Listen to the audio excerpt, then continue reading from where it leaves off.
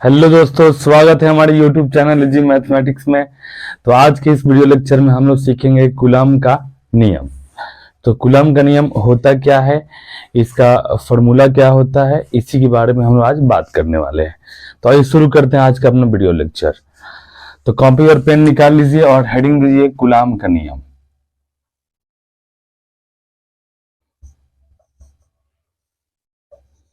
Coulomb का नियम।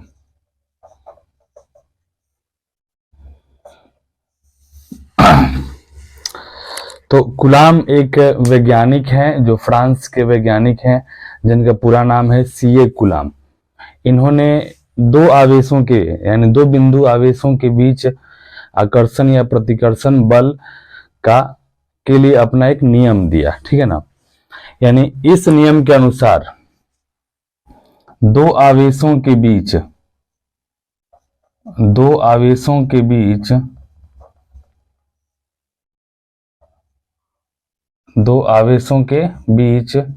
लगने वाला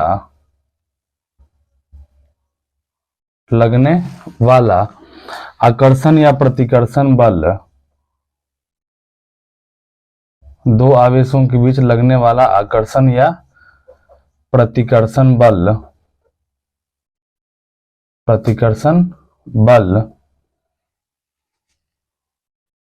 आवेशों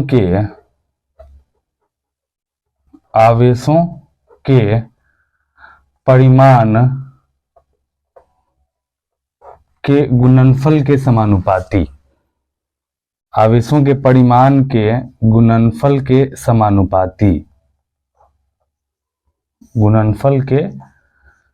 समानुपाती तथा दूरी के वर्ग के व्युत्क्रमानुपाती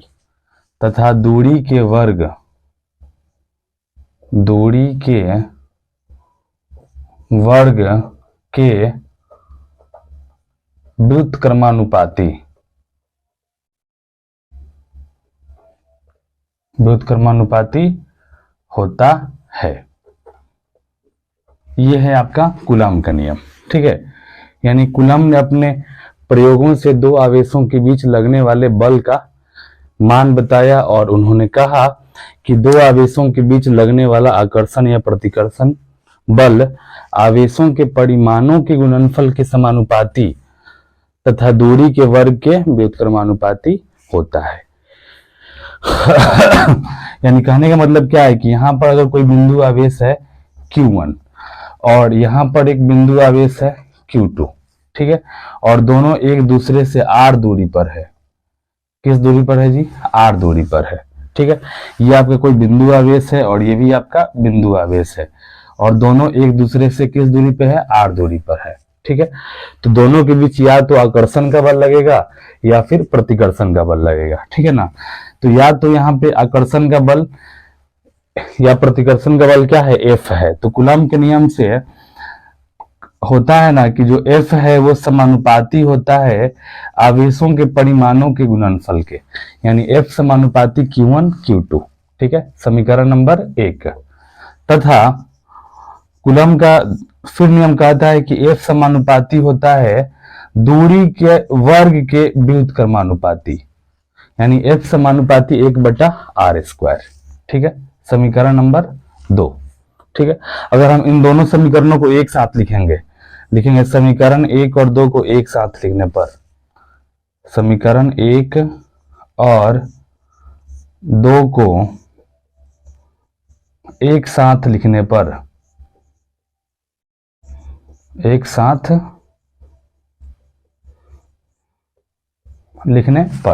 तो आप देख सकते हैं समीकरण 1 में F, समीकरण 2 में भी F, तो यहां भी क्या हो जाएगा? F। दोनों में समानुपाती है, समानुपाती, ये ऊपर है और ये बटा के नीचे है, तो क्या हो जाएगा? ये जाएगा Q1 Q2/r²। और आपको पता है कि जब समानुपाती का चिन्ह हटता है तो क्या आता है? नियतांक आता है।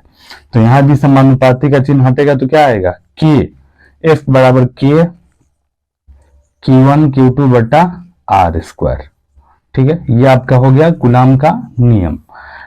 बोलेंगे जहां K एक नियतांक है, जहां के एक नियतांक है। नियतांक मतलब क्या, कि कोई अचर राशि है के का मान।